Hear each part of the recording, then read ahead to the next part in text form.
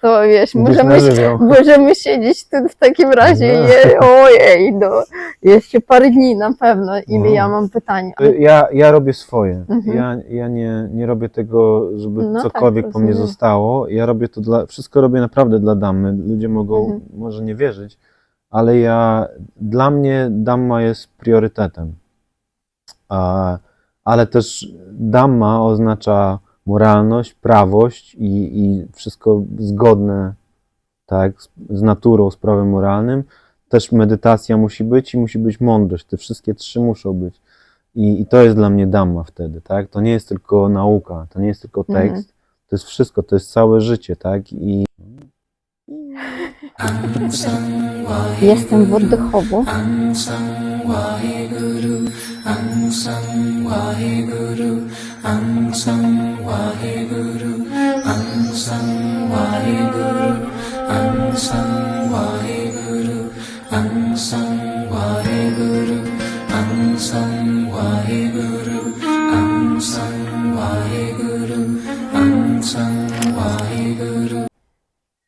Let's see what is going to happen. Panie Berdi, i dzisiaj ja przyjechałam do człowieka, którego spotkałam na odosobnieniu i właśnie chciałam z nim pogadać i to jest Piotr Jagodziński. Ciekawy dla mnie człowiek, dlatego że od razu zauważyłam go gdzieś tam w ośrodku i tak z obserwacji zrozumiałam, że byłoby mi ciekawe porozmawiać z tobą. Na ile dowiedziałam się o tobie, nie jest dużo informacji, bo ty nie lubisz rozmawiać o sobie, ale ty jesteś redaktorem i człowiekiem, który stworzy, tak, ten Sasana.pl. Sasana.pl, tak, i tłumaczem Sud. Tak. No i także dużo podróżowałeś i byłeś jakby na różnych odosobnieniach w innych krajach. Tak. I kilka razy zostałeś mnichem. 2 razy, tak. 2 razy. No i pierwsze, co chciałam u ciebie zapytać, buddyzm. Dlaczego buddyzm i jak ty w ogóle doszłaś do tego, że jakby ciekawi cię ten świat i na ile ja rozumiem, że w Polsce to też nie jest tak, nie było na ten moment i teraz tylko tak zaczyna się rozkręcać, a kiedy ty zacząłeś, nie było to takie popularne i znane, tak? I jak ty w ogóle znalazłeś ten szlak do buddyzmu? Ja wychowywałem się w kraju katolickim. Polska jest krajem katolickim. W czasach, kiedy ja się wychowywałem, był i ultrakatolicki, dlatego że dopiero co się skończył komunizm i Kościół wybuchł. Tak? I jakby dzięki Kościołowi też odzyskaliśmy niepodległość, więc wtedy Kościół był naprawdę silny. No i też był powiedzmy no dosyć dobry w sensie takim, że dawał ludziom otuchę, dawał ludziom pewne wartości moralne i ja jak najbardziej to widziałem i też nie powiem, że jak gdyby odcinam się całkowicie od przeszłości. Ten katolicyzm mnie w pewien sposób wychował.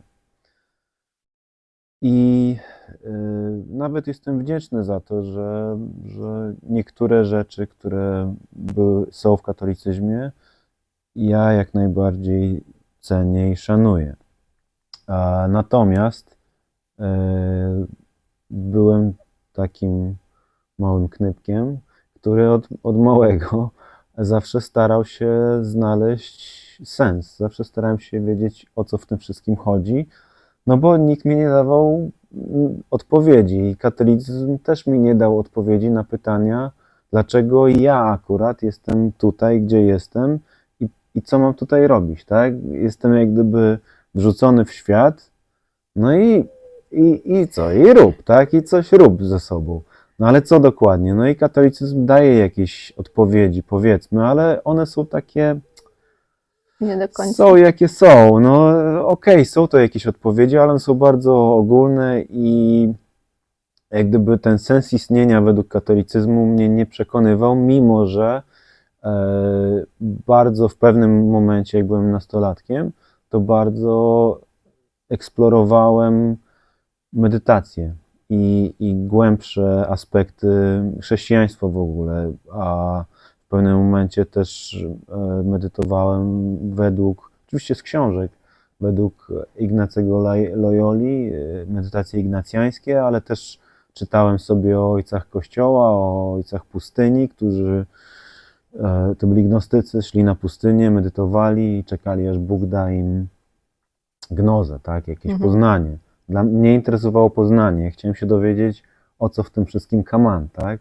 No i też swego czasu, tak, jako nastolatek bardzo byłem zainteresowany tym, żeby poznać, może od Boga, informacje, które mi pomogą w tym, jak żyć, tak.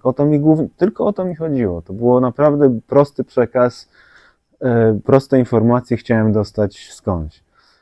I medytowałem i wydaje mi się, że no, dosyć zaciekle, że tak powiem, medytowałem, zwłaszcza te gnostyckie próby, aczkolwiek właśnie nie ma tej tradycji.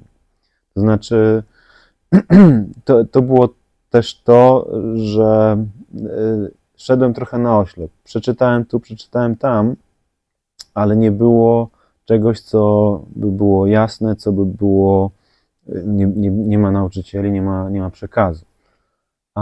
No i oczywiście, jak się szuka w duchowości, to się natknie na buddyzm. I ja w wieku 17 lat szukałem też w wielu innych tradycjach. Przeczytałem Koran, tak, hinduizm, Bhagavad Gitę przeczytałem wtedy. To był bardzo taki okres no, poszukiwania, tak. Moim zdaniem w tym wieku trzeba szukać, tak. Mimo że oczywiście się bawiłem i wszystko robiłem jak normalny nastolatek, to też szukałem.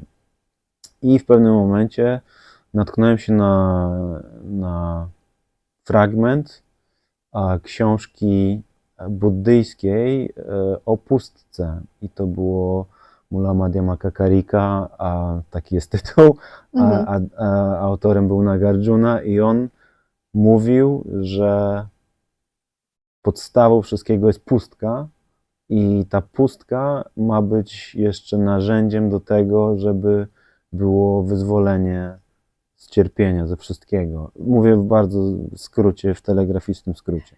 Więc to, że była ta pustka i że to ona była jak gdyby narzędziem i było narzędzie i w ogóle było bardzo ładnie to wszystko logicznie wyłożone i było naprawdę tak skrzętnie i wyraźnie.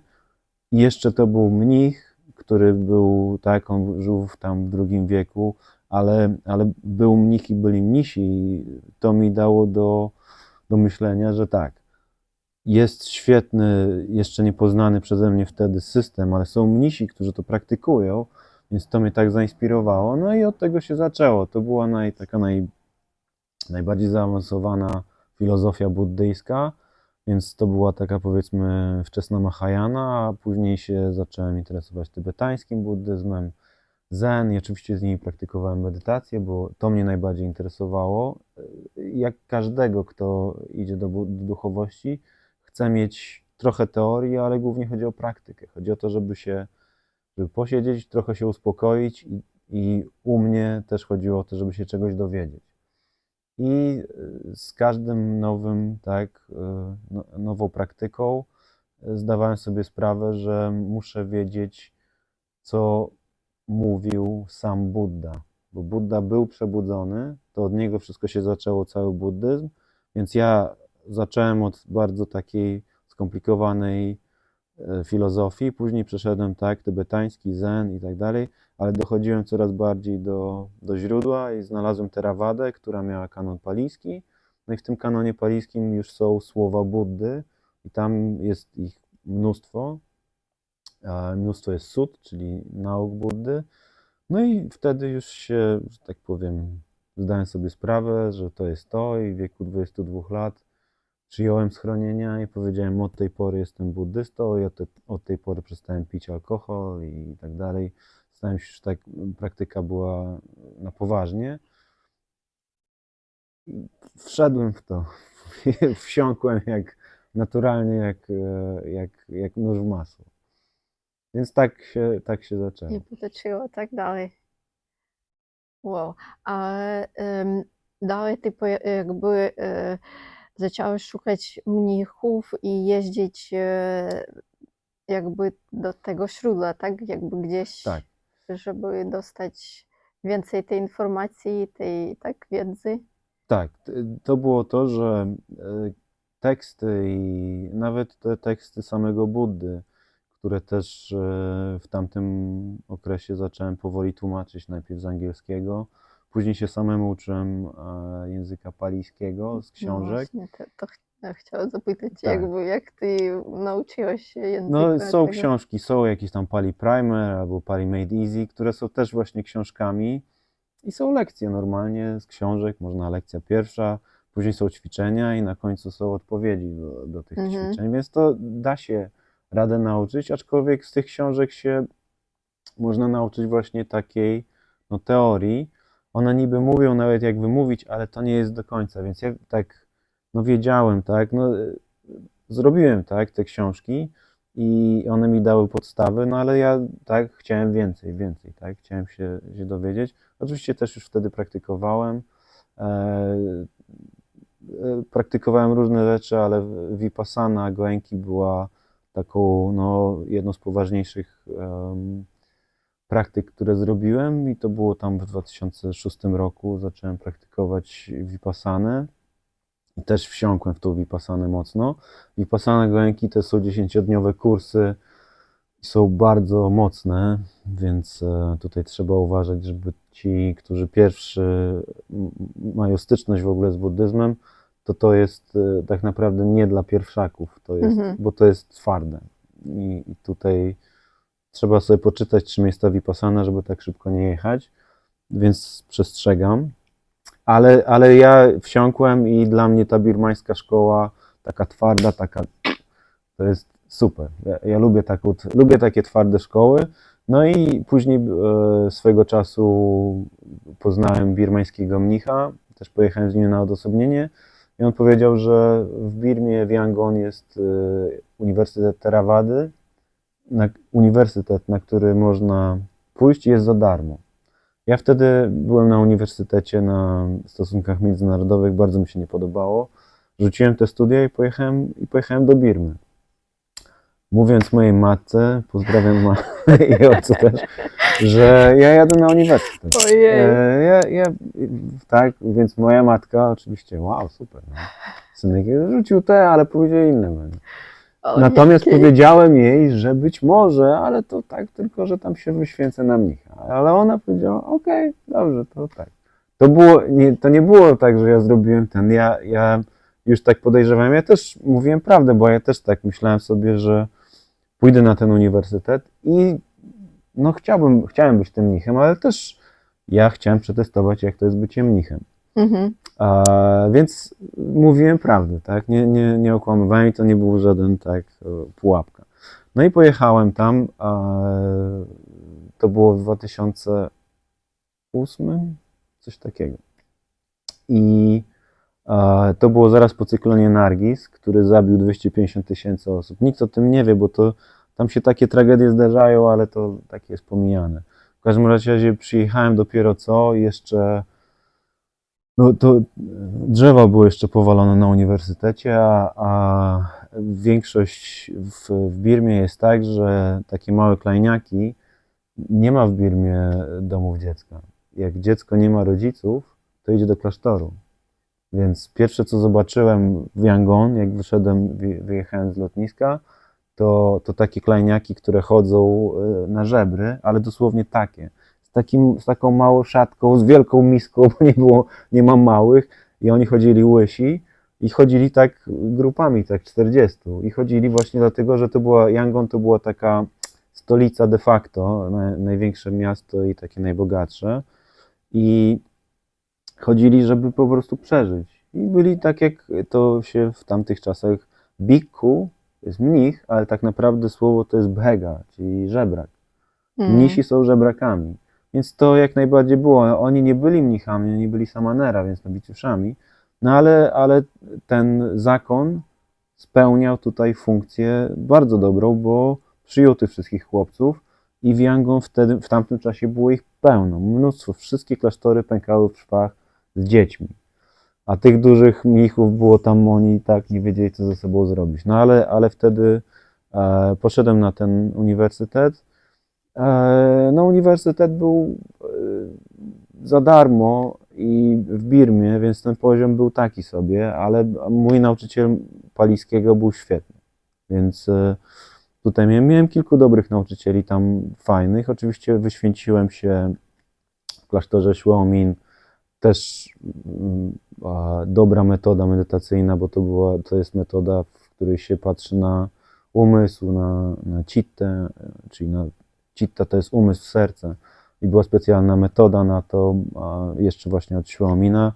Więc tylko, że no Birma to jest twardy kraj.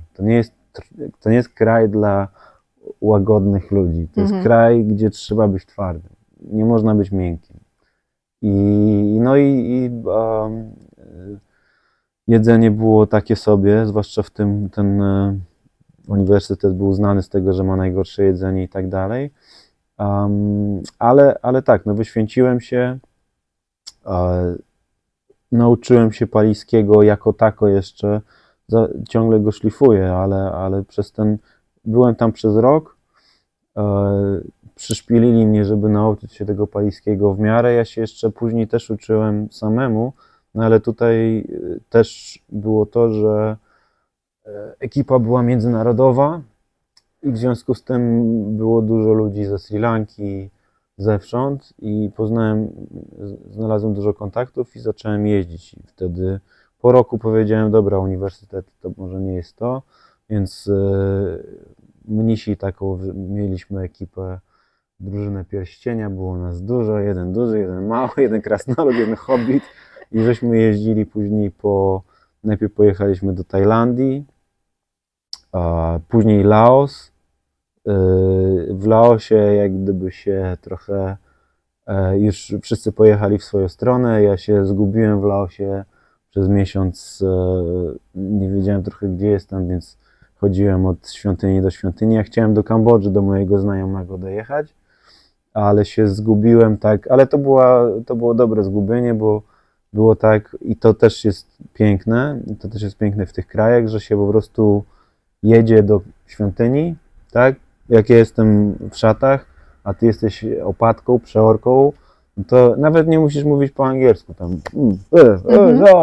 I już. I tak, spać. Tu tego. Więc nie było problemu, mogłem sobie przyjechać do świątyni. Oczywiście jak biały mnich, to wow, biały mnich. I mogłem sobie się przespać. Później szedłem na jałmużnę, też z tymi mnichami. W Laosie i wszędzie jest też tak, że no niestety, ale to są takie rzeczy, takie typowe, że się idzie z miską, no i niby mają dawać rano jedzenie. Ale w Laosie i w Kambodży jest tak, że, zwłaszcza w Laosie jest tak, że dają sticky rice, czyli taki najbardziej klejący się ryż i pieniądze. Więc później do zjedzenia miałem pieniądz, banknot, który bardzo brudny są, zwłaszcza w dżungli, tak, w tropikach, oklejony sticky rice, czyli była taka kulka i banknot. No i później trzeba było ja oczywiście nie wtedy jeszcze, no ja robiłem tak, że tak jak w Rzymie rób to co Rzymianie.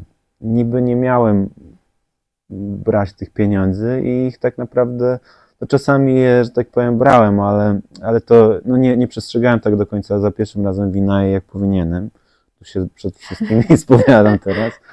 Natomiast nie dało rady, tak, bo nie mogłem, trudno jest mnichowi mówić nie, zwłaszcza jak ja nie widzę, co oni tam mi wkładają, bo mi wkładali. No ale ale to była moja wina, że odbierałem te pieniądze. No i później trzeba było te pieniądze tak obrać ryż z pieniędzy, jeszcze obrać z tych takiego, bo te pieniądze już nieraz widziałem mnicha, więc one też były takie sticky trochę, więc, ale to były tam 1000 coś tam, czegoś tam. Ale byli też samanera, czyli nowicjusze, oni odbierają nas te miski i oni obierają, oni mieli prawo obierać. Więc ja później tym nowicjuszom, bierz te pieniądze, oni się cieszyli bardzo, że dostali pieniądze, a ja sobie jadłem normalne jedzenie. Nie tylko dawali ryż i pieniądze, dawali też oczywiście dobre jedzenie. Ja zawsze, za każdym razem mówię, że w krajach tradycyjnych najlepsze są kobiety, bo one mnie żywiły i będę do końca wdzięczny kobietom za to, że dawały mi jedzenie, bo głównie one wychodziły na żebry, tak jak ja szedłem na żebry, to głównie kobiety dawały jedzenie. I nigdy im tego nie zapomnę. Czy to na Sri Lance, w Tajlandii, w Laosie, w Kambodży, to dzięki nim przeżyłem, tak? Bo inaczej no mnich znowu pełnoprawnie nie może iść do sklepu, nie może sobie nic kupić, tylko musi liczyć na dobro innych. I dopiero wtedy może coś zjeść, jeśli podzielisz się ze mną tym, co masz. No i później tak, no byłem w Kambodży, tak, pojeździłem sobie po Kambodży z moim znajomym mnichem, ale później wylądowałem na Sri Lance. Już wtedy na Sri Lance, że tak powiem, odnowiłem trochę, polepszyłem swoją winaję, myśląc, że wytrzymam, ale nie wytrzymałem z takich powodów, że troszkę wiedziałem już, że no nie najlepsze zrobiły tą winaję na początku, a to moje pierwsze wyświęcenie było też takie techniczne sprawy trochę wyszły, że być może to nie było mnisi, jak są mnichami, to później zaczynają myśleć o tym, czy to wszystko jest poprawnie, czy nie, więc ja powiedziałem, dobra, zdejmę te szaty, jeszcze mi paszport się kończył, więc powiedziałem, zdejmę te szaty i kiedyś się wyświęcę, to był pierwszy raz, taki może nie najlepszy, i zacznę też robić coś dla Polaków. Więc po tam trochę ponad 2 lata wróciłem do kraju i wtedy założyłem fundację. Ta Sasana się trochę jeszcze rozbuchała, bo zacząłem tłumaczyć Brahma i później zaczęliśmy dawać do tego lektora i to wybuchło. Później się zrobiły z tego miliony, więc to było coraz lepsze i tak, no dzięki temu właśnie jest Sasana i dzięki temu to mi się nadal podoba, że no chcą ludzie tej damy, ale też chcą takiej prawdziwej i przede wszystkim chcą praktyki. Tu z tym jest niestety problem. No i oczywiście ja będąc tam w Azji, no popraktykowałem trochę. I później byłem drugi raz mnichem. No. Tak?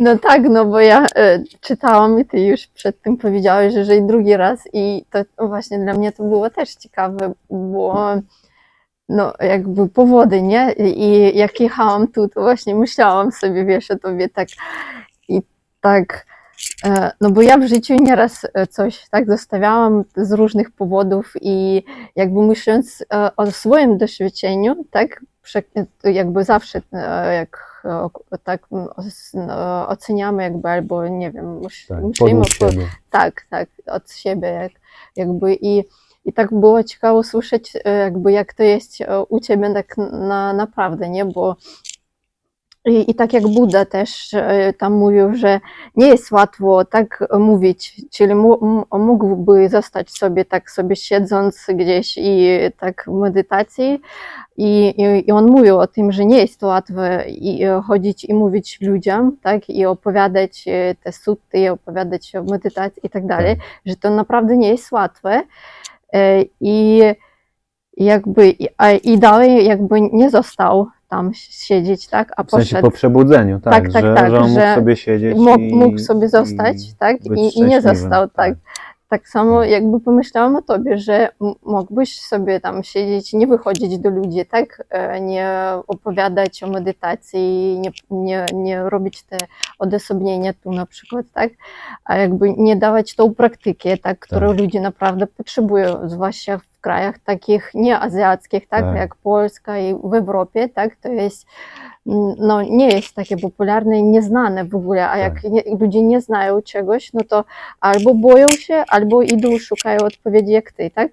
To jakby dla mnie to jest tak, albo to jest coś nieznane i o nie, to już Tak. nie, albo o, to jest coś ciekawego, to może... Ale jak robią drugą No. opcję, to też robią tak, że okej, ja chcę poszukać, ale też mają nieprecyzyjne informacje i trochę mieszają. Mhm. I później jest właśnie tak, że jest Budda jako źródło, ale później są komentarze, później jakiś guru coś jeszcze powie i z tego się robi już taki głuchy telefon. No. Budda Aha, powiedział coś bardzo precyzyjnie i jasno, ale z czasem 2500 lat, zobacz jak ten głuchy telefon jest długi, no jak tak. dużo może być wymieszane, Mhm. pomieszane i nawet jak w Europie właśnie, czy tak w Polsce, jeśli ktoś chce popraktykować i nawet popraktykować to, co powiedział Budda, to dostaje już te końcówki głuchego telefonu. Sorry, że tak powiem, ale te buddyzmy tybetańskie to już są bardzo zaawansowane. Jak gdyby ta ścieżka od Buddy do bardzo zaawansowanych filozofii jest bardzo długa. Nie mówię, że nie jest właściwa i nie jest prawdziwa, tylko że to już jest rozwój pewnego zalążka, który był w naukach Buddy. I nie zawsze ta końcówka filozofii jest pożyteczna dla ludzi. Mhm. A wydaje mi się, że to, co mówił Budda w kanonie palijskim, jest naprawdę wyjątkowo proste i trafia w punkt, tylko trzeba to umieć odpowiednio zinterpretować i umieć odpowiednio to wypraktykować.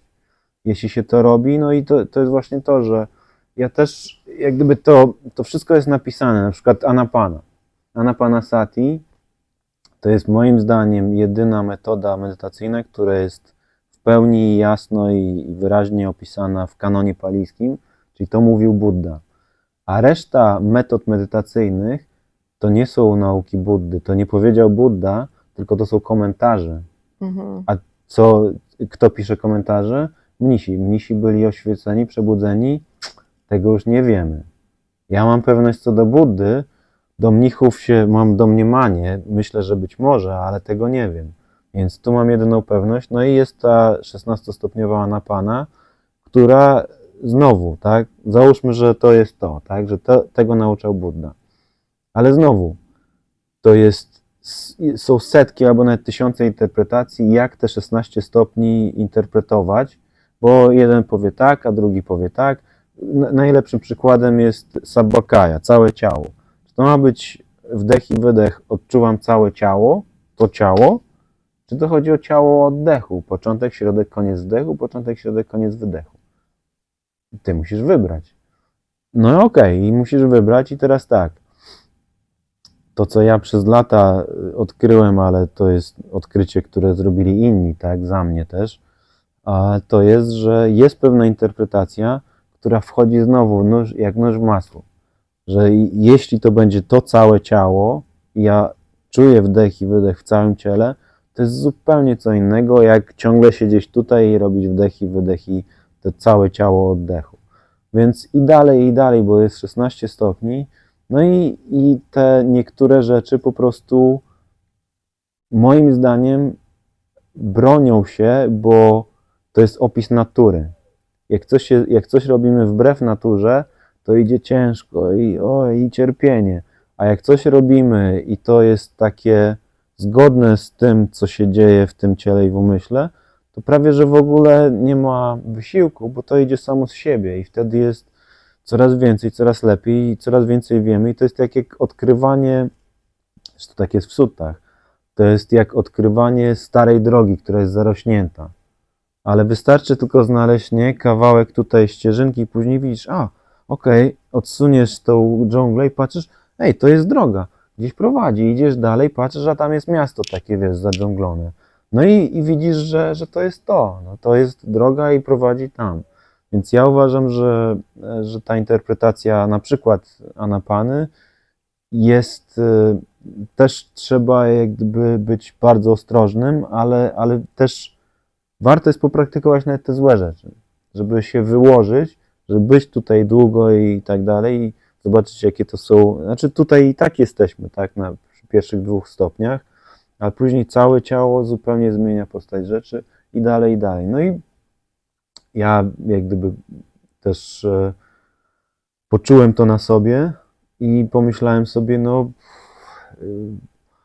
przynajmniej może komuś pomogę, tak? I przynajmniej przyjadę tutaj i może ktoś też skorzysta.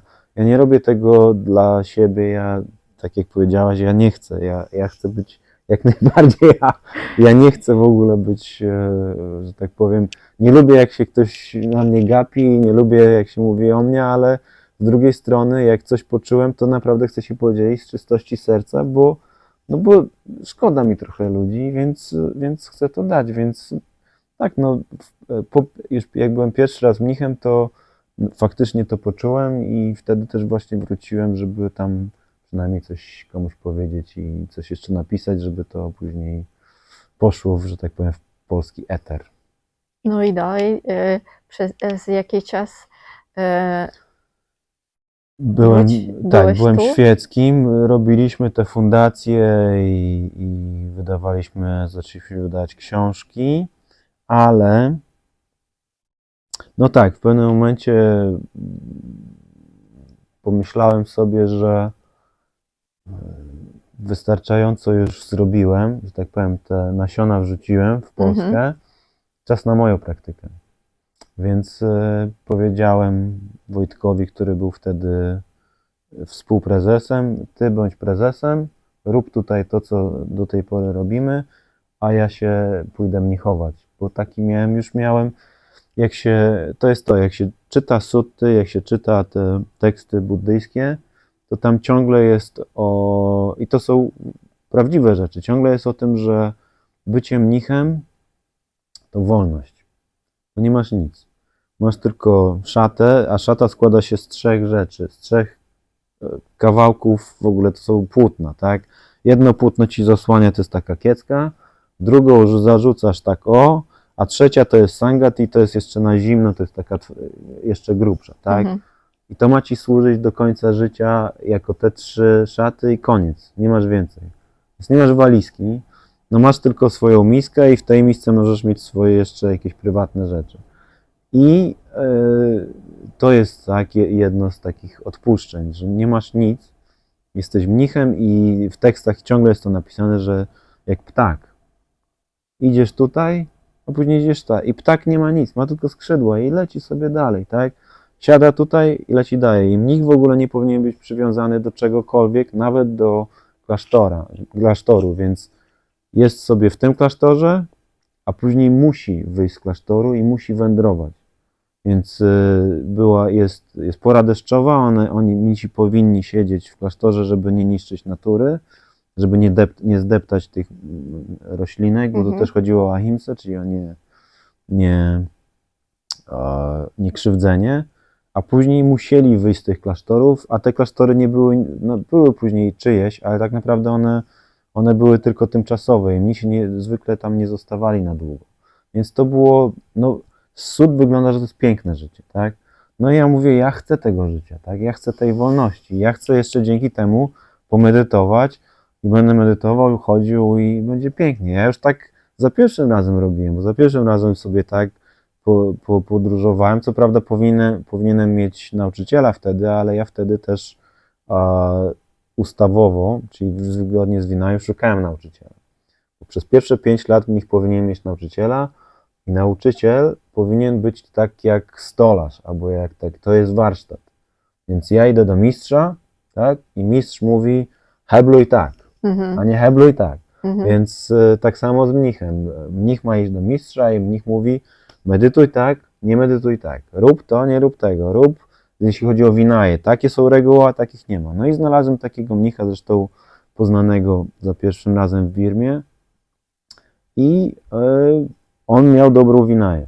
Bardzo dobrą i cały czas go chwalę jako ten, który ma bardzo życiowe interpretacje Vinai. To znaczy ona nie jest za ostra, nie jest za lekka. Ona jest taka, jaka powinna być na początku, taką jak mnisi powinni praktykować 2000 lat temu, on mniej więcej tak też praktykuje.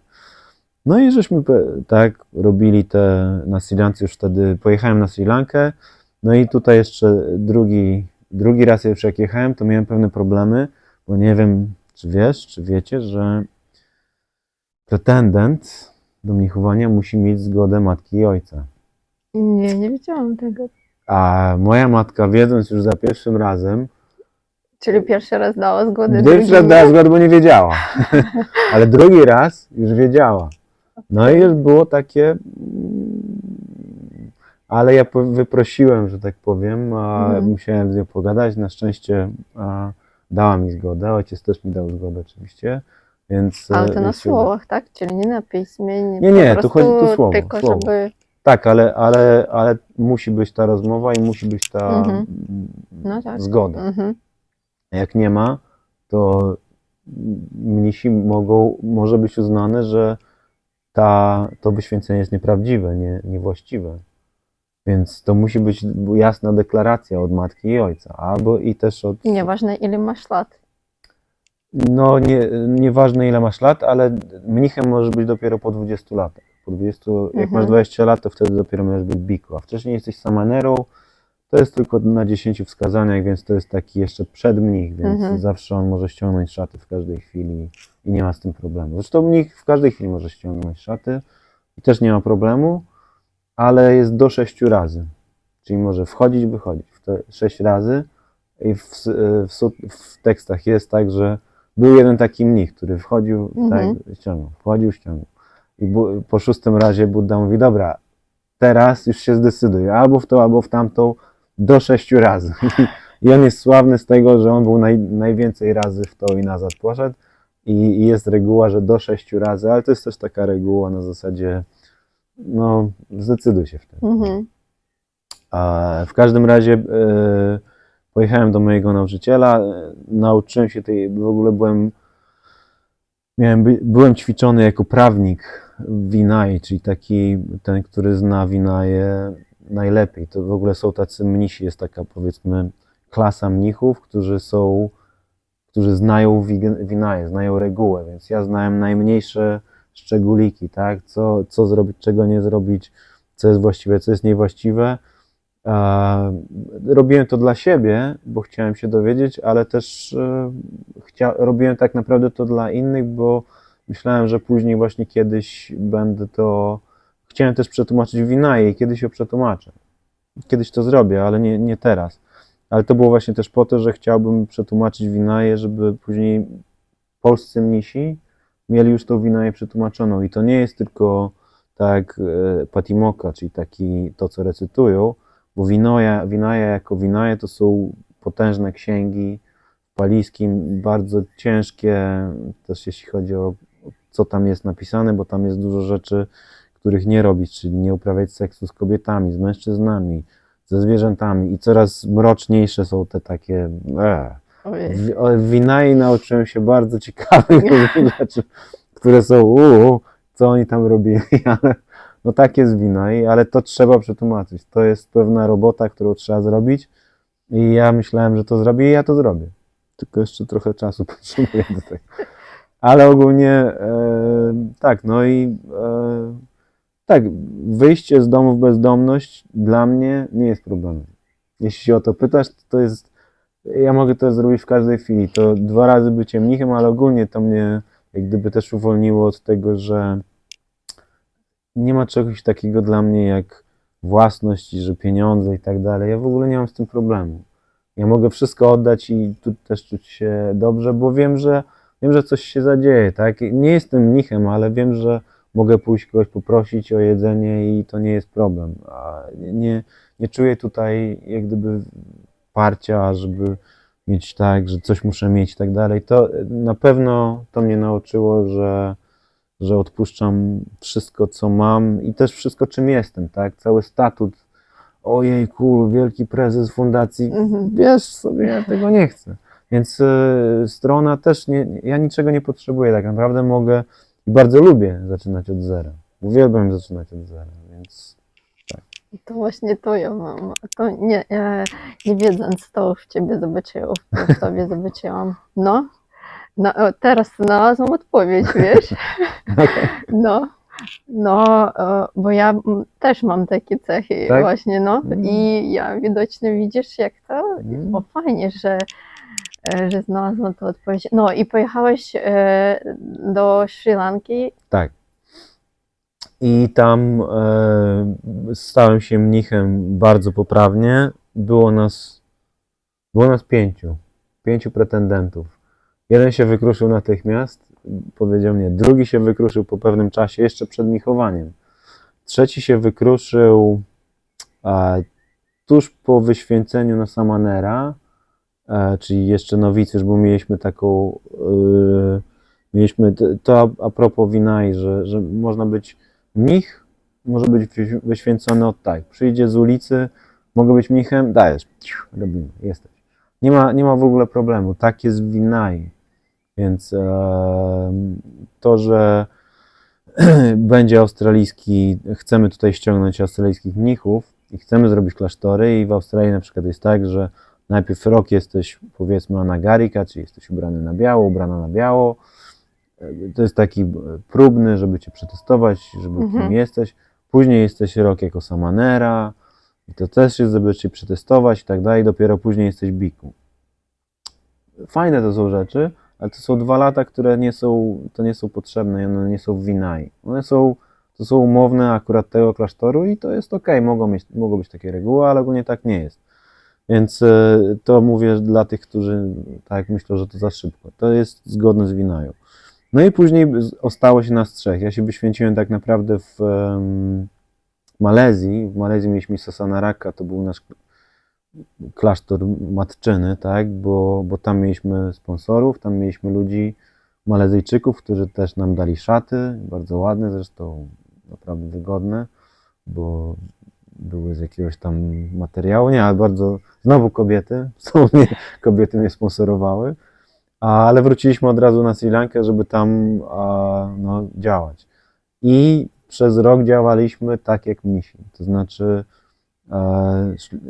w ogóle zrobiliśmy charikę, czyli takie wędrowanie po południowej lance, no ale jeszcze w międzyczasie się ostatni mnich, Francuz, się wykruszył, nie dał rady, bo mój nauczyciel był naprawdę też taki birmański.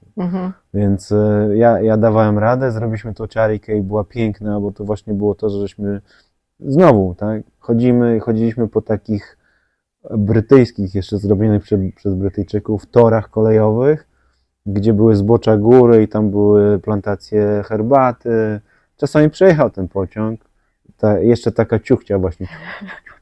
Czułem się, jak byłem w XIX wieku. No i żeśmy tam chodzili po tych torach, gdzieś tam po błotach, po dżungli takiej niskiej, gdzie były słonie. No dużo przygód oczywiście, mnóstwo przygód. Na szczęście nic mnie jakoś tak specjalnie nie użarło, żaden wąż mnie nie użarł. Skorpion, ale to za pierwszym razem skorpion mnie tylko dziabnął, więc też jest ok. I żeśmy trafili na klasztor Island Hermitage, gdzie to miał być klasztor dla białych. To miał być klasztor na południu Lanki. Jest Island Hermitage, bardzo sławny, gdzie Niana Ponika to był później,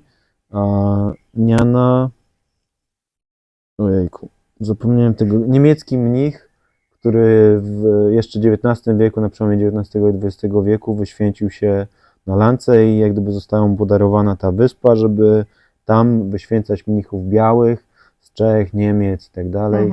I to miała być taka tradycja, gdzie jacyś biali mogliby tam przyjść, bo gadali po angielsku i tak dalej.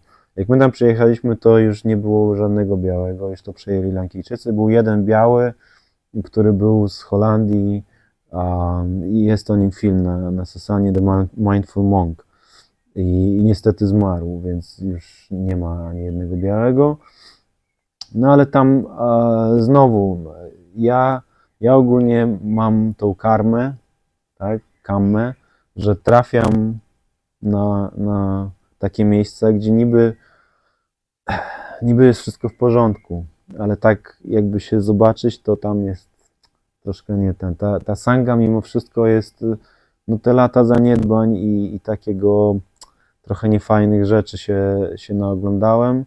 No i powiedziałem, że tak, no a jeszcze zachorowałem, ale do tego takie różne rzeczy się zadziały niefajne i powiedziałem, jeszcze miałem straszną gorączkę, bo w ogóle tak, miałem gorączkę i mówię do mnichów na Ujanie, muszę iść do lekarza.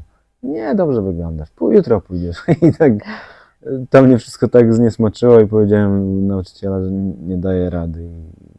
Nie, poddałem się tutaj, fakt się poddałem, ale tak mnie ta karma, jakbym chciał, jakbym się wysilił i jakbym, że tak powiem, zapomniał te złe rzeczy, które widziałem jako mnich, bo nie, no wiesz, że się zagląda, że tak powiem, za kurtynę, No co tak, tam się dzieje. no. To jakbym mógłbym to zrobić, mógłbym się, że tak powiem, tak. Mój nauczyciel, jak z nim o tym rozmawiałem, to mówił, no ale właśnie dlatego, że my jesteśmy dobrzy, to my powinniśmy być przykładem dla innych. I to jest prawda.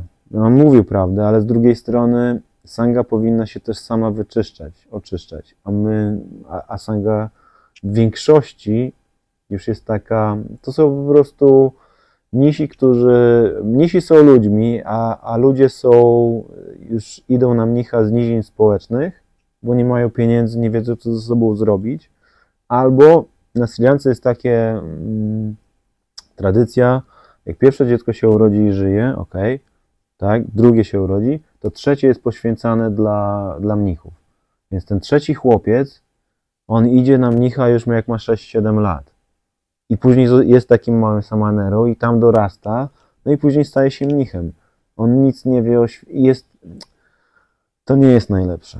Bo oni też oni z kolei mają inne problemy ze sobą i to też jest, no smutne to wszystko jest. Więc oni żyją Czyli tym nie ma życiem. wyboru nawet, jak Nie ma. dorośnie i już jest tam, nie może to zostawić i wrócić do rodziny Nie. albo pójść gdzieś. Bo jego rodzina i w ogóle jego społeczeństwo, tam właśnie oni mi zazdrościli, że ja mogę w tą nazę, bo tak jest w Winai. Oni wiedzą, że tak jest w Winai, ale jak oni by zrzucili szaty, zwłaszcza ci poświęceni, no to oni wierzą nawet w takie magiczne rzeczy, że no to co, chcesz, żeby twój żyjący brat i umarł, jako ten pierwszy i drugi, co się urodził, bo to aż takie jest jak gdyby taki handel z wszechświatem, tak?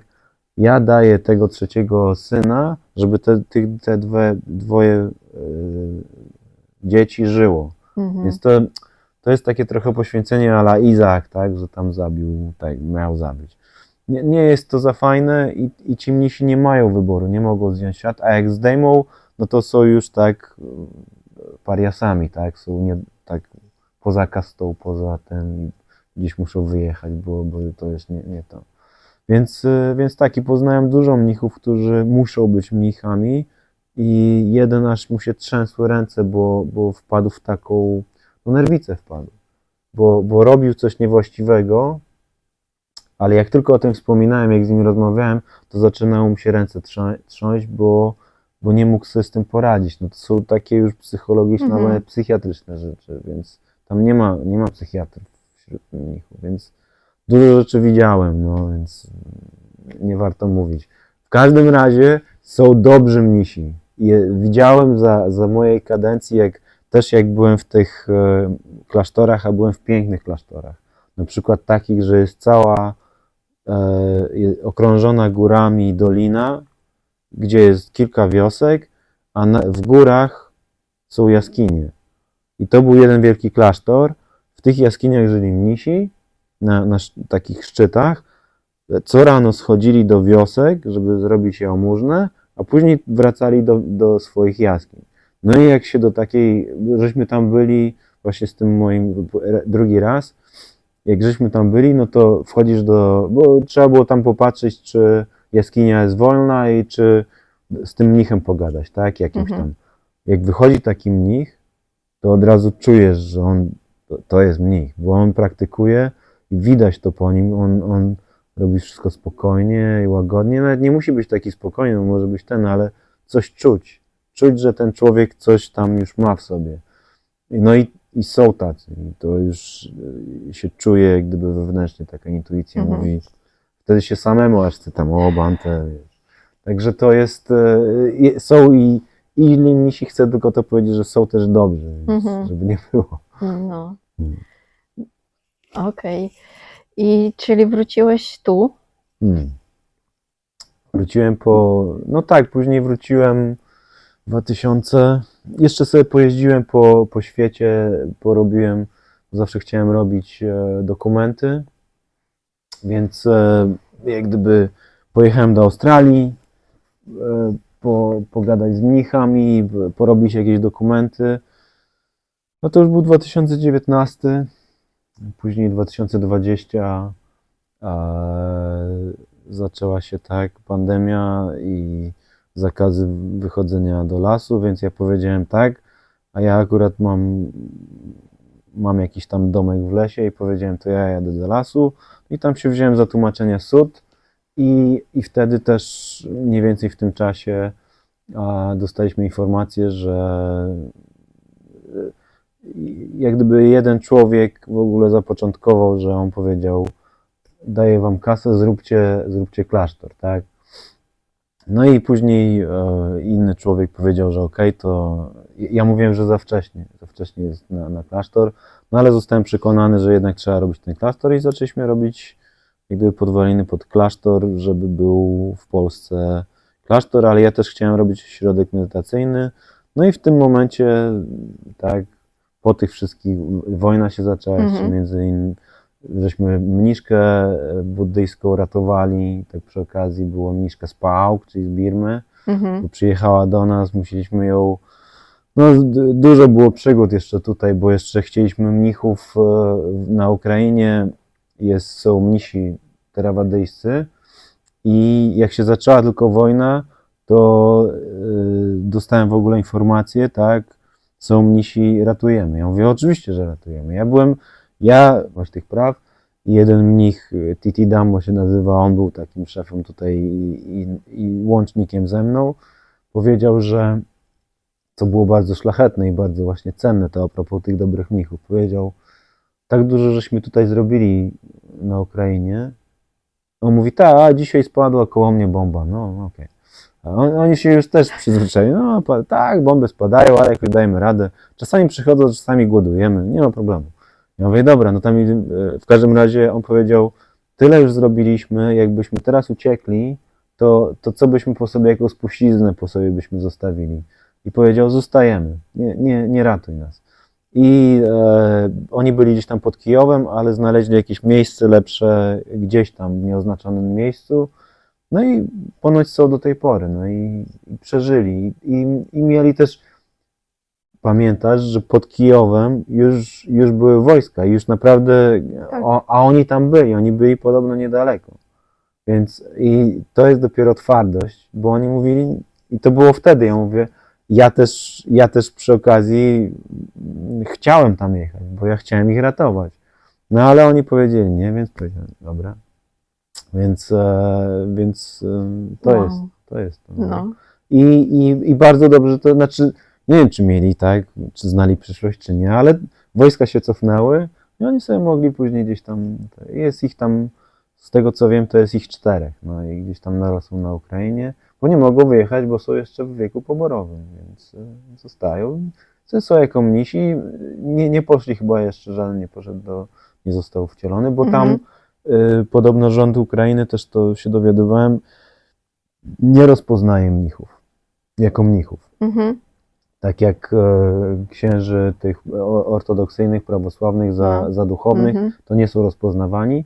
No i była szansa, że jest nadal chyba szansa, że będą wcieleni do wojska, więc. No ale mimo wszystko są twardzi, no. To mi się podoba. No tak, no za dużo mówię w ogóle o ludziach. No, tak. Dla mnie Tak. to od razu, no tak, szacunek, nie? No i była jeszcze a propos mniszka. Mniszka mniszka jest kosmiczna. Bo mniszce się skończył paszport, a ona musi mieć paszport, żeby być w Birmie. Ona jest 10-wskazaniowa mniszka, ona nie jest pełnoprawna bikunia, ale i tak. No i mniszkę żeśmy przechowywali w Polsce myśląc, że być może udaje się zrobić paszport tu w Polsce. Tak, ale wtedy był taki chaos, to był rok wojenny, nie? 22. I ona powiedziała, ja nie mam czasu, wjeżdżam do Ukrainy. A ja tak, kurka wodna, no co, przecież ja cię nie mogę zatrzymać. No i kupiłem jej bilet, pojechała autokarem chyba też do Kijowa, czy gdzieś tam pojechała, zmieniła ten paszport bardzo szybko, wróciła i też powiedziała, no tak, były gdzieś tam rakiety, strzelały i tak dalej. Ja pojechałam, zrobiłam ten paszport, wróciłam, jeszcze miała jakieś tam rzeczy z mieszkaniem do odpisania, czy coś tam. Nie zrobiła wszystko, wróciła, później kupiliśmy bilet do Birmy i poleciała, więc no, że tak powiem, bohaterski naród. No. Się w ogóle nie boicie. A zwłaszcza wydaje mi się, że połączenie twardości, my Słowianie tacy się, twardość plus buddyjskość powoduje, że naprawdę jest taka stal nierdzewna, bo ten buddyzm jeszcze dodaje tej odwagi, dodaje tego właśnie, to, że się tak odpuszcza, to też się odpuszcza życie i tak dalej i właśnie śmierć nie jest wtedy taka, to nie jest coś takiego, czego się boi. I no jak się umrze, to się umrze, a może nie. Więc no, są pewne heroiczne rzeczy, ale właśnie buddyści się, tacy dobrzy buddyści się też nie boją śmierci, bo wiedzą, że będzie kolejne wcielenie, a jak nie, to jeszcze po śmierci można nawet do nibbany ewentualnie, więc no problem. Spoko loko, można Tak, sobie. tak. Co to za problem? Co za problem. Więc tak, no teraz sobie siedzę, tłumaczę, robimy klasztor, robimy konferencję w 26 roku, przyjedzie Ajahn Brahm do Polski. Ja robię swoje.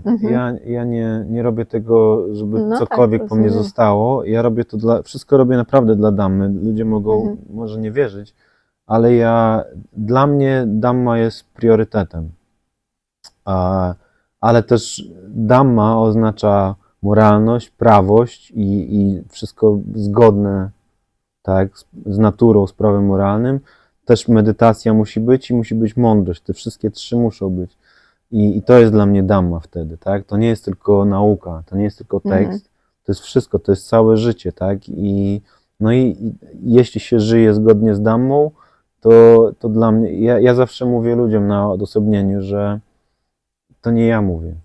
To Dhamma ma mówić przeze mnie i ja zawsze staram się właśnie jak gdyby odpuszczać to, staram się, jak mogę, odpuszczać ego, żeby Dhamma przechodziła przeze mnie i to ona jak gdyby mówiła tak tylko przez to narzędzie mnie. No i tak staram się działać, więc czy ze mną by było tak, czy inaczej, nie wiem.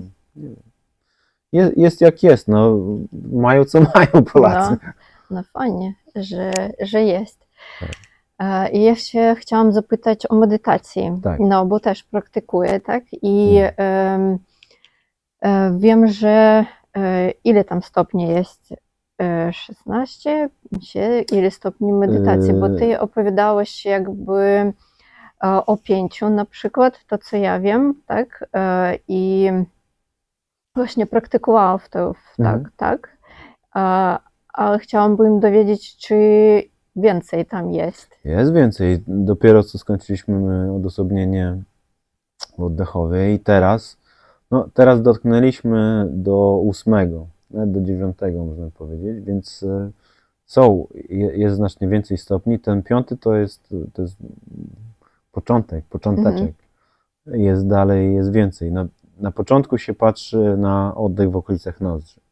Jest wdech i wydech po to, żeby skupić umysł, żeby umysł trochę tak spokojnie, ale przyszedł do siebie, żeby jeśli są myśli, które tak wywędrowywanie, to trzeba wiedzieć i trzeba to trenować sati, czyli uważność.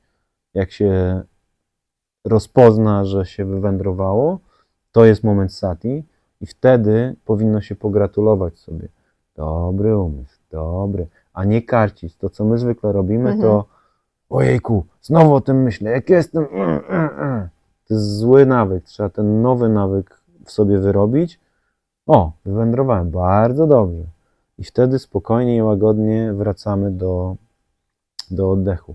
ten moment sati wytrenowujemy i dzięki temu też mamy wolność. Bo inaczej jest tak, że jeśli jesteśmy w myślach, to jesteśmy przez nie tak porwani. A ten moment sati powoduje, że co ja teraz robię? Myślę o tym, ale zawsze w tym momencie sati jest też ta perspektywa, że jest wybór. Możesz dalej myśleć, a możesz wrócić na przykład do obiekta, możesz zrobić cokolwiek innego. Ten mięsień sati jest bardzo ważny też w życiu codziennym, bo ktoś cię wkurza i ci mówi i ty już masz, tak, ten tok idzie ci, jak mu zaraz powiem, tak dalej, ale jak czasami przyjdzie ci to sati, to ono może cię, że tak powiem, odciąć od tego wpływu, który ci każe robić to, ale powiesz sati, okej, ja nie muszę tego robić. Ja nie muszę tak reagować, jak on chce, żebym zareagował, tak? Więc to sati jest bardzo ważne, żeby je wyćwiczyć właśnie dzięki temu, że jesteśmy na oddechu. O, umysł sobie idzie, sati, łagodnie powracamy. I to jest tutaj, ja zawsze mówię, że to jest najlepszy moment. Niektórzy tutaj nie chcą być i nie mogą i nie potrafią, więc tutaj gdzieś z przodu, w okolicach przepony, jeśli komuś tutaj jest niewygodnie. No i później 3. stopień. Oczywiście nie kontrolujemy oddechu. Te 2 pierwsze stopnie nam mówią, że nie kontrolujemy oddechu i ten oddech jest coraz bardziej subtelny. Robi się najpierw jest normalny, długi, a później robi się subtelny, krótki, płytki, delikatny. I tutaj, tak, patrzymy też na jego długość. Później patrzymy właśnie 3. stopień, to jest oddech w całym ciele. No i tutaj już jest ta przestrzeń. Wtedy masz przestrzeń, bo tu jesteś tak jakby zgnieciona, patrzysz tylko na taki umysł, tak na oddech, a tu jest przestrzeń i tu są doznania związane z wdechem i wydechem, patrzymy na nie i na początku bardzo mało widać, bo nie jesteśmy w kontakcie z ciałem. Straciliśmy bardzo dużo w trakcie życia kontaktu z ciałem i czujemy tylko fragmenty. Czasami coś tam może pogilać tu i ówdzie. No i musimy się wyćwiczyć w tym, żeby w ogóle te synapsy złapały ponownie, bo one są, te połączenia nerwowe w mózgu, jak za dziecka mieliśmy, ale później im mniej się tego używa, tym to tak traci siłę. Musimy do tego wrócić i wtedy powoli, spokojnie przywracamy czucie w ogóle w ciele, zaczynamy czuć oddech na plecach, zaczynamy czuć oddech w końcu, możemy odczuć oddech nawet w tym paluchu. Jest wdech i wydech. Jest to możliwe. Jest możliwe nawet odczuwanie oddechu w wątrobie, w wewnętrznych organach. Nawet w kościach. Później ten oddech staje się coraz delikatniejszy, coraz subtelniejszy i są już takie pływy, które nie są związane raczej z nerwami. No i ja nie lubię słowa energia, ale to są jakieś takie coś bardzo subtelnego, nie nazywając tego słowa na e, tak? A później rozluźniamy oddechem, wdechem i wydechem poszczególne części ciała. Tutaj też długo mówię, że oddech to jest sankhara, ale tak naprawdę ta praktyka według mnie, moja propozycja, według tekstów i według pewnych komentarzy, że patrzymy na poszczególną część ciała i ją rozluźniamy, uspokajamy, odpuszczamy oddechem część ciała, tak żeby ona też się rozluźniła i też żeby ją jeszcze poczuć, ale też dochodzi intencja. Wchodzimy z tą, bo jeśli wejdziemy umysłem, oddechem, umysłem w ciało, to nasz umysł jest taki bardzo toporny i my zwykle wykorzystujemy ciało, tak, zrób to, zrób tamto, zrób to. A tutaj staramy się otwierać to ciało, staramy się je trochę tak jak dzikie zwierzę, tak głaskamy, oj ciało, co? Ta intencja musi być, już wtedy też trenujemy miłującą dobroć, wtedy trenujemy tą intencję, żeby otwieram, uwrażliwiam też ciało, umysł, tak, to połączenie, żeby wdechem i wydechem właśnie poczuć coraz więcej, tak żeby to ciało, które jest takim właśnie trochę wystraszonym zwierzątkiem, żeby ono nam trochę zaufało, temu umysłowi, który ciągle czegoś żąda.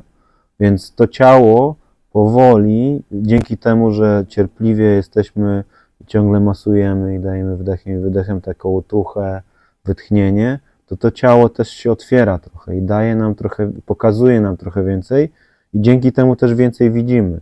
Widzimy, że tak, jeśli będziemy z tą dobrą intencją, to ciało nam więcej pokazuje i coraz więcej nam pokazuje i też jak gdyby jeszcze więcej tych neuronów się tam, no już pomijam tą neuronaukę, ale tam więcej się zaczyna dziać, więcej widzimy, tym więcej powinniśmy być jeszcze lepiej tam i dawać temu dobro, dawać ciału dobro, tak naprawdę generując tą dobrą intencję. To jest 4. stopień. 5. stopień, jak już to ciało będzie rozluźnione, to wtedy ono może poczuć przyjemność. Ale to też jest tak, że od 3. stopnia, od oddechu w całym ciele, to już jest sikkat i my się trenujemy. Więc jak czegoś nie ma, to budujemy w sobie, więc budujemy odczucie oddechu w całym ciele, budujemy z intencją, tak, budujemy tą miłość o dobroć, żeby ją dawać i rozluźnić ciało. No i tutaj też musimy, jeśli nie ma naturalnie i spontanicznie, to budujemy tą przyjemność w całym ciele. I najpierw jest przyjemność w całym ciele, a później 6. stopień to jest przyjemność w umyśle. To jest bardzo trudny moment, który tutaj też ledwo co żeśmy tylko dotknęli, bo wtedy trzeba odpuścić przyjemność w ciele, żeby była tylko przyjemność w umyśle. To jest bardzo trudne dla niektórych, żeby zobaczyć, że oddech to tak naprawdę tylko pewna koncepcja i jeszcze z tą przyjemność jest jak klej. On skleja nas, bo dzięki temu to sati jest jeszcze. Ono jest w każdym najmniejszym momencie. To jest pewien trik, że umysł chce być na tym, co jest przyjemne, więc to łapie. A że tu jest oddech w całym ciele jest bardzo przyjemny, a ten oddech tak przy okazji można dojść do momentu, że no, to są 1000 razy orgazmy. Wszystkie wasze orgazmy i ekstazy są niczym w porównaniu z bardzo dobrą praktyką i to może trwać godzinę, 2 godziny, 3 godziny. Żadna substancja tego wam nie da. To, co da wam dobrze przeprowadzona medytacja oddechu, bo to jest i wtedy jest, ta uważność jest na każdym wdechu i każdym wydechu. Po prostu umysł chce tam być. Ale wtedy trzeba to wejść jeszcze wyżej i ta przyjemność już jest tylko umysłowa. Ale ona jest jeszcze przyjemniejsza. Co już jest absurdalne, dla niektórych jest absurdalne, bo tutaj są 1000 orgazmów, a tu jest błogość w umyśle związana z wdechem i wydechem, ale dobrze przeprowadzona, to jest jeszcze lepsze jak ta przyjemność w ciele. I wtedy jest wdech, wydech, już tylko w umyśle jako obiekt umysłowy, jest jeszcze przyjemniej, bo jest wdech, wydech, wdech, wydech, już tylko w umyśle. Wchodzimy w wymiar umysłowy. To jest ten ważny moment, żeby wejść znowu, tak jak wchodzimy w ciało bardzo delikatnie, tak musimy wejść w umysł też bardzo delikatnie. Znowu, czasami wchodzimy naszą intencją, naszą wolą w umyśle, umysł, myśl to, myśl to, myśl to, myśl to. To jest też tak samo, jak wchodzimy w ciało. A tutaj wchodzimy bardzo delikatnie, jak gdyby taką bocznymi wejściem. Bo później mamy tą przyjemność, tą błogość, możemy się nią nacieszyć i to też jest ważne, żeby ta przyjemność nas napełniła. Żebyśmy byli już tak, żeby te wszystkie dziury, które mamy w umyśle i w ciele, żeby tą przyjemnością tak do końca napełnić, tak, żeby to się wszystko wypełniło, już jest dobrze, jest satysfakcja. I wtedy odpuszczamy nawet błogość i wtedy zostajemy już tylko z sankarami, czyli z wytworzeniami umysłowymi i to już są myśli, to są wszystkie rzeczy, które są wytworzone, wszystkie konstrukcje myślowe, ale one są już w takim potencjale. I one już, jest pewna przestrzeń, patrzymy na nie i one już tylko się jak gdyby nam pokazują. Wtedy mamy spojrzeć na te wszystkie sankary w umyśle, a z wdechem i wydechem. Wdech, wydech jest naszą kotwicą, naszym schronieniem, a później jeszcze wdechem i wydechem je trochę rozluźniać, uspokajać i one się tak troszkę się rozluźniają, wiedząc, że za sankarami, za tymi wytworzeniami, za myślami jest coś dalej, a dalej jest bardziej przestronny umysł, on się nazywa citta i wtedy to jest tak, jak ja zawsze mówię, że to jest jak bylibyśmy w dżungli tych wytworzeń, tych sankar Później wychodzimy z dżungli na plażę i jest takie wow. I to już nie można nazwać tego przyjemnością, ale to jest jeszcze przyjemniejsze jak cokolwiek, co tam było, bo jest takie no i jest dalej i dalej. Jeszcze mógłbym, nie mam, jest Wow. dalej i dalej, coraz dalej, jeszcze głębiej, coraz głębiej. Więc no, praktyka jest piękna i co ciekawe, to jest najciekawsze. Mieliśmy tutaj 3 dni. Co to są, no, nie 3 dni niepełne, No, a ludzie to łapią. Po 2-3 dniach są w stanie nawet tylko dotknąć. Nawet tylko dotknąć, to ja im mówię, to jest i tak więcej, bo mnisi niektórzy są przez lata tutaj i się męczą i nie mają tego, co wy macie. Niektórzy przyjeżdżają, mówię, no mam przyjemność, kurczę, super, fajnie to zrobić.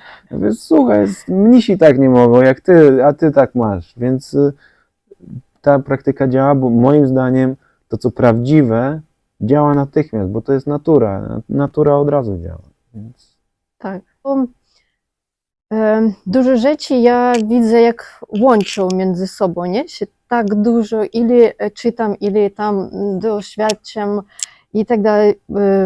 Jakby tak dużo połączenia i nawet nie mogę położyć to nie na jakiekolwiek słowa, ale to ja odczuwam. Czyli ja widzę takie jak, ja nie wiem, network, tak? Albo tam ten sieć, jak ona pracuje, jakby o tak u mnie to wszystko wygląda w środku, to co ja tak. No i najważniejsze, co jest i dalej we mnie, to jest ta Atman, tak? Anatta. Czyli brak istoty. Tak. No. Czyli to chodzi o co to chodzi, powiedz mi. Po pierwsze, jeszcze wracając do tego, że ja uważam, że buddyzm jest bardzo oryginalny. To znaczy, tak jak mówisz, że jakby spojrzeć na te wszystkie religie, to one też właśnie są w miarę podobne, że wszystkie mniej więcej wiodą do jakiegoś absolutu, Boga, czegoś najwyższego.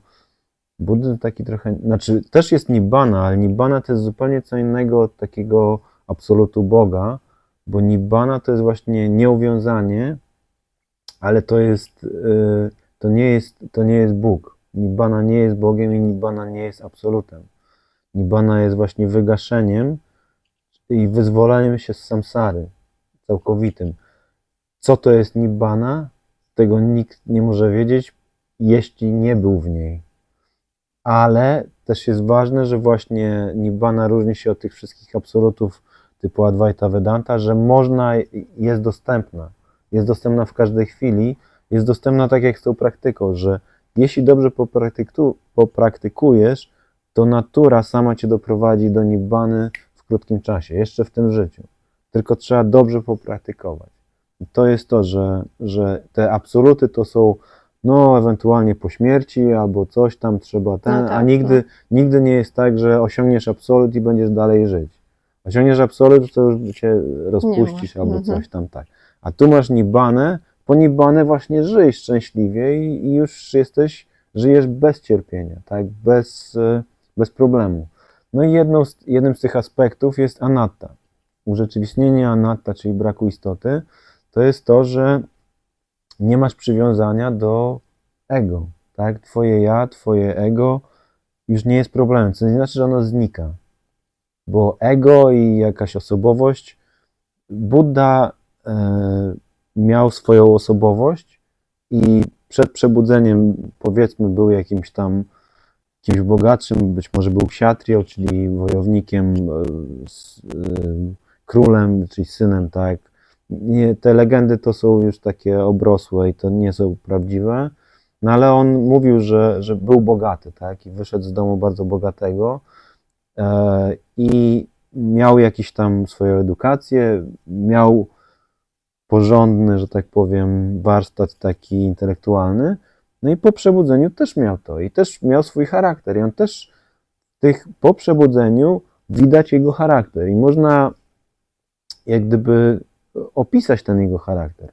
On się czasami, no to nie było wkurzenie na zasadzie wkurzał się, złościł, ale ostro mówił do niektórych mnichów, żeby nie mówili nieprawdy o tym, co on mówi, na przykład, tak? Bo jeden mnich mówi, a to ja. Mówi, ja tego nie powiedziałem, nie mów tak. I mówił do nich, ty pomylony człowieku. Ostro jest. W tamtych czasach to było ostro. Jeszcze jak Buddha do siebie mówi pomylony człowieku, naprawdę No tak. ostro. Więc Buddha też był taki, że bolały go plecy. A tutaj był Ananda, który był pomagierem, mówi do Anandy, weź Anando, mów dalej. Jak mówił mowę damy, a ja się tutaj położę. I się kładł. Więc taki był Buddha. Miał swój charakter, więc to nie było tak, że Buddha był taki po przebudzeniu, stał się kimś, kto jest jakąś taką meduzą bez krwi i kości, tylko był. I tak samo z Sariputta, który był już arhantem, Zwykły człowiek. Zwykły jakby człowiek. Zwykły, ale niezwykły. ale tak? niezwykły, Mhm. dokładnie. I na tym to polega, że my też sobie wyobrażamy, że po przebudzeniu jest ta anatta i to wtedy już jesteśmy tacy. A niektórzy najgorsze, niektórzy tak udają, Tak. myśląc, że będą ja jestem taki. I to jest takie sztuczne, myśląc, że jak popróbują tak kogoś oszukać, to że to się stanie, tak? Mhm. Na zasadzie fake it till you make it, Mhm. wiesz, że tak pooszukują kogoś i tak się stanie. Nie. I ja zapewne, jak będę po przebudzeniu, będę też tak gadał szybko i tak dalej, bo to mi pewnie nie zniknie. To, co mi zniknie, to jest brak przywiązania do ja. To znaczy nie moje, wszystko co moje będzie już takie, bo nie będzie tego przywiązania, nie będzie lgnięcia, nie będzie tego, że ja bardzo chcę i tak dalej. Co nie znaczy, że ja nie będę w ogóle używał słowa ja, bo będę. Ja chcę iść tam i nawet mogę, tak, przebudzony może mówić, ja chcę coś zrobić. To nie jest problem, że on mówi ja, bo to jest język, to są konwenanse. Chodzi o to, że on nie ma przywiązania do tego wszystkiego i to jest jedyne. No i urzeczywistnienie anatty faktycznie powoduje to, że się widzi. Ja to zawsze porównuję do tego, że kiedyś my przynajmniej wierzymy w świętego Mikołaja, wy wierzycie w Dziadka Mroza, tak? No. No i u nas jest tak, ja tak miałem, była choinka i pod choinką niby aniołek, to u mnie w domu aniołek przynosił, ale to był święty Mikołaj, tak? Aniołek, święty Mikołaj Mhm. przynosił prezenty. Ja do pewnego momentu, ja pamiętam, świadomość moja się włączyła jak miałem 3 latka, więc ja pamiętam później 4-5 lat, więc do pewnego momentu pamiętałem, że wierzyłem, że tam naprawdę ten aniołek przychodzi, bo później tak na Wigilii powiedzieli, idź teraz zobacz, czy jakaś gwiazdka jest, bo tam będzie ten. No ja szedłem zobaczyć, czy jest gwiazdka i wtedy się pojawiały prezenty. No i ja tak mówię, wow, aniołek przyniósł. No faktycznie nie było, są. No ale jak miałem właśnie te 5 chyba lat, zobaczyłem, jak moja matka podsuwa te prezenty. No i wtedy nie ma aniołka, nie ma świętego Mikołaja, to wszystko była moja matka. To był wgląd w rzeczywistość. Był święty Mikołaj? Nie ma. Tak? Mhm. Przedtem był, teraz nie ma. Tak samo jest z wglądem wyzwalającym, jeśli chodzi o ja. Jest pewien wgląd, który pokaże ci, tak? Nie ma czegoś takiego jak trwałe, stałe i niezmienne ja. I to jest ten wgląd, który trzeba osiągnąć. Nie teoretycznie, tylko faktycznie w sercu, jak gdyby w środku. I wtedy jak to widzisz, to jest wyzwolenie przynajmniej z ego, być może wyzwolenie całkowite, ale nawet wchodzący w strumień, na tym polega w ogóle praktyka, żeby przynajmniej osiągać wchodzącego w strumień, czyli jak gdyby taki pierwszy krok przebudzenia. I wchodzący w strumień, jedną z cech ma to Sakkaya Ditthi, czyli nie wierzy już w to, że w pogląd, że istnieje coś takiego jak trwałe, niezmienne ja. No i to jest to. No nie jest takie trudne, nie jest takie łatwe, bo to nie jest tylko teoria, to musi być coś, co wiesz, że tak naprawdę to jest fake, to jest święty Mikołaj, to jest właśnie coś. Więc trzeba zobaczyć tą mamę dającą prezenty pod ten. Oczywiście mówię tutaj o ja, żeby zobaczyć. No i to jest do osiągnięcia moim zdaniem przez medytację. Nie znaczy, że to się stanie w trakcie medytacji, ale medytacja właśnie przez to, że się praktykuje sati i taką uwalnianie się też od tych wszystkich nawykowych rzeczy, przez to, że się ma samadhi, uważność prowadzi do skupienia. Skupienie daje jak gdyby taki przejrzysty umysł bardziej, gdzie samadhi powoduje, że lepiej widzimy wszystko. Tak, jest bardziej stabilne.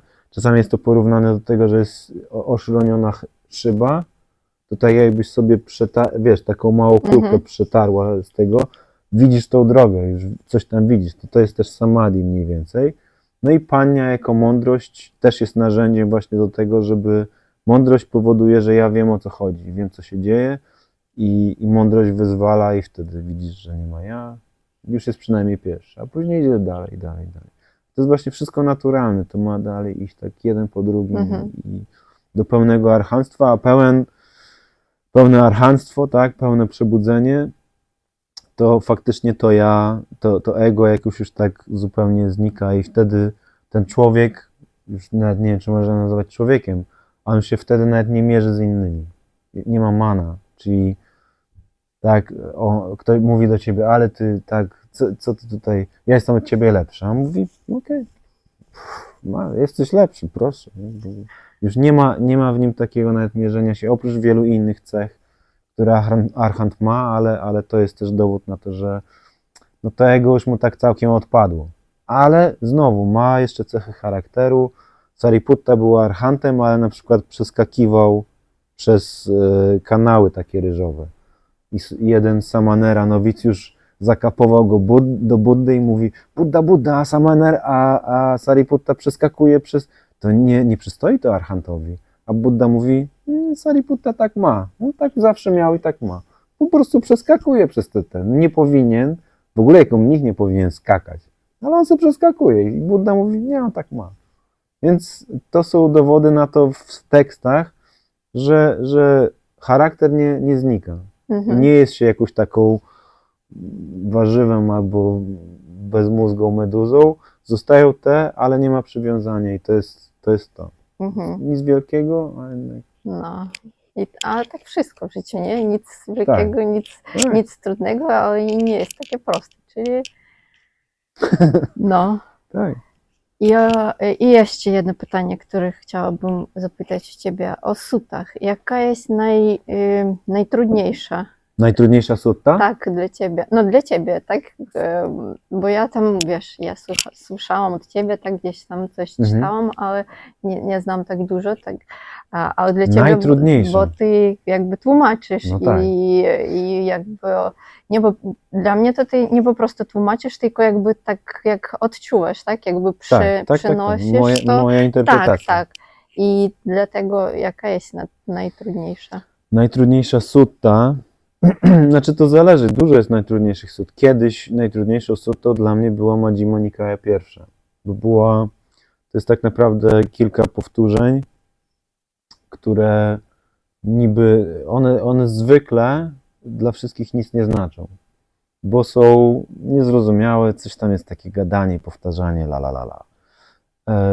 ale jak do tego usiadłem i jak to spróbowałem ogarnąć, bo od tego się w ogóle Majjhima Nikaya, czyli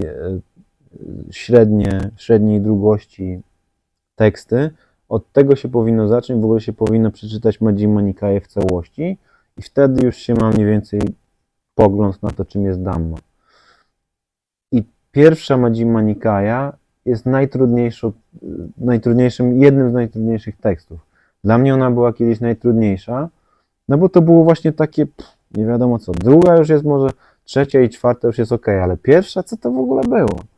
No i ja kiedyś do tego przysiadłem, zrobiłem research, okazało się, że jest najpiękniejsza, tak? Najwartościowsza dla mnie, jest bardzo trudna i bez jakichś takich, wiesz, wytłumaczeń. No i to ludzie też mi na szczęście dają mi feedback, że coś tam kumają dzięki temu, że coś napisałem, to ludzie nagle widzą, że wow, tam jest. I tam jest dużo i tam trzeba wejść w to i wejść głęboko. Wtedy się okazuje, że jest trudna. Ale jest dużo takich trudnych. Digha Nikaya pierwsza, nie wiem czemu mnie się robi tak znowu, że pierwsza tutaj się odbijasz. Pierwsza Digha Nikaya jest też ciężka. Więc dużo jest takich, w ogóle Digha Nikaje są takie długie i ciężkie, ale jest dużo z Anguttara Nikai, które są skomplikowane. Dla mnie teraz najtrudniejsze w tym momencie będzie, i to zostawię sobie na koniec, to są najważniejsze z Sutta Nipaty, czyli taki najstarsza część buddyjskiego kanonu, która jest pełna poezji. Ja bardzo lubię tłumaczyć poezję, ale zostawiam to sobie na koniec, żeby to przetłumaczyć już idealnie, żebym już miał, wiesz, ten mój paliski był jak diament, żebym wtedy mógł usiąść i wtedy, więc to jest dla mnie najtrudniejsze na zasadzie, jeśli chodzi o warsztat. A jeśli chodzi o zrozumienie, to jest dużo sut, które są mało zrozumiałe, bo są jakieś takie skomplikowane. No, znaczy Digha Nikaya nie jest dla mnie trudna, tylko będzie ciężka robota z tym, ale dam radę.